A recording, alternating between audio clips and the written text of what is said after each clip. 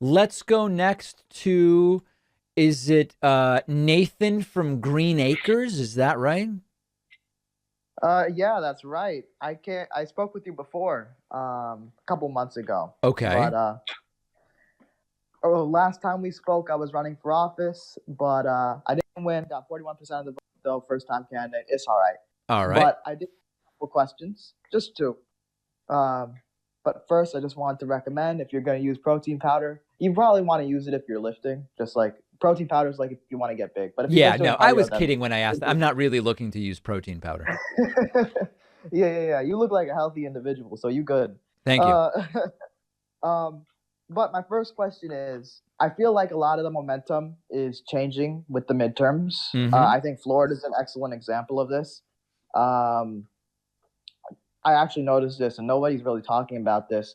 But in the Democratic primary this time around, there were more people that voted than people that voted in 2018, and that surprised me because 2018 had more candidates. 2018 was like supposed to be a blue wave year, but we have more Democrats voting now in Florida. We didn't really have a real Republican primary, but I'm curious if Democrats do well in the primary this time around, or excuse me, in the midterm. Fetterman wins in Pennsylvania. The Democratic Senate candidate in Wisconsin wins. Maybe even Val Demings and Charlie Crist win. That'd be great. Uh, that would be great. But where do Democrats go from there? Because they have potentially expanded the majority in the Senate. I don't know so much about the House. Some positive news for the House is we have more progressives, Maxwell Alejandro Frost from Florida as well.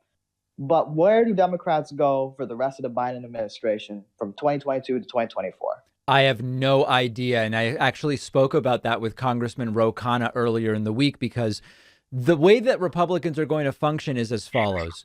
If Democrats maintain the Senate but lose the House, which is right now the most statistically likely outcome, even though the momentum continues to shift, Democrats will get obstructed by Republicans on everything they do other than Supreme Court picks. If Biden gets another Supreme Court pick, they'll be able to get it through. But otherwise, Republicans are going to stand in the way of everything. And then when it Mm-hmm. comes 2024, they'll say Democrats did nothing for you for the last 2 years, thanks to us, but they won't say that.